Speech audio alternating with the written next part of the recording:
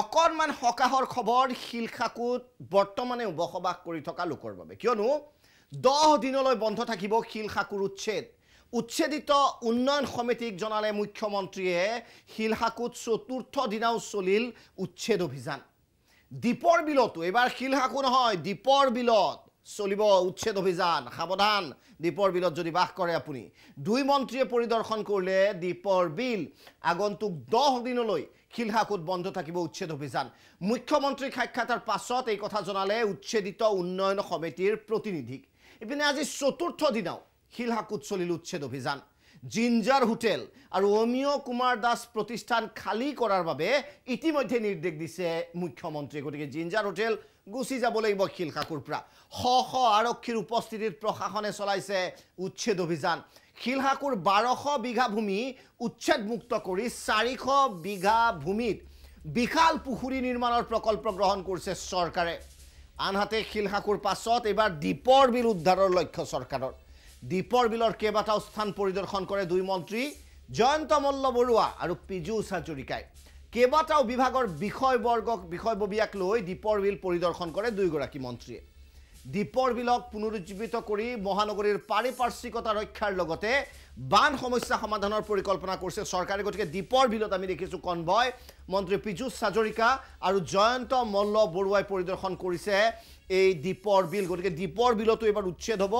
আৰু গুৱাহাটী মহানগৰীৰ কৃত্ৰিম বানপানীক সমস্যা সমাধানৰ এয়া প্ৰয়াস কৰিছে চৰকাৰে আৰু দীপৰ আপোনালোকে দেখিছে দীপৰ লাহে লাহে শুকাই যাব ধৰিছে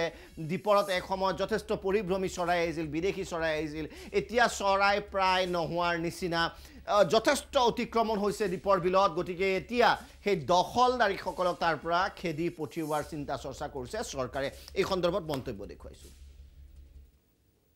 দীপৰ বিলৰ পৰিৱেশটো আমাৰ প্ৰাকৃতিক পৰিৱেশ এটো বিনষ্ট হৈছে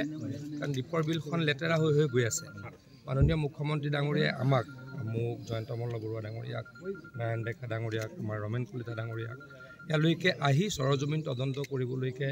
নিৰ্দেশ দিছিলে আমি কেনেকৈ দীপৰ বিলখনত ব্ৰহ্মপুত্ৰৰ পৰা অলপ বেছি পানী সোমোৱাই তাৰ পৰা পানী আকৌ উলিয়াই চাফা কৰিব পাৰোঁ নেকি তাৰ কাৰণে প্ৰচেষ্টা চলাইছোঁ আমি ষ্টাডি কৰিব দিছোঁ কাৰণ এটো 1 মিনিটতে লোৱা সিদ্ধান্ত নহয় আমাৰ গোটেইকেইটা ডিপাৰ্টমেণ্টে ৱাটাৰ ৰিসোৰ্স আমাৰ ফৰেষ্ট আৰু আমাৰ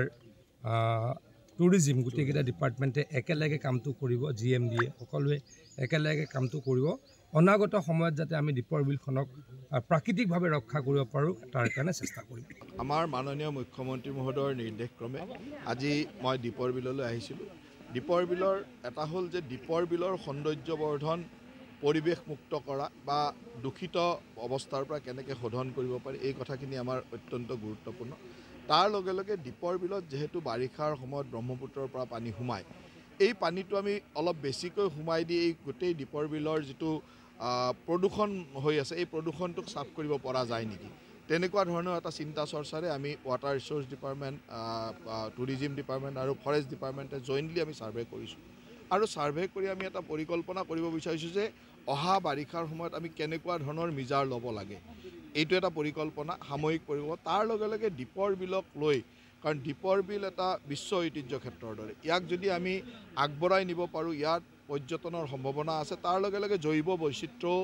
ৰক্ষা পৰিব কিন্তু দীপৰ বিলৰ দাঁতিকাষৰীয়া অঞ্চলবিলাকত আমি কেনেকৈ ইয়াক জৈৱ বৈচিত্ৰ্যৰ নিশ্চয় গতিকে দীপৰ বিলৰ জৈৱ যি বৈচিত্ৰ্য আছে তাক সংৰক্ষণৰ চেষ্টা কৰিছে চৰকাৰে অনাগত দিনত নিশ্চয় এক পৰিকল্পনা হ'ব আৰু পৰিকল্পনাৰ পিছত নিশ্চিত সিদ্ধান্তত উপনীত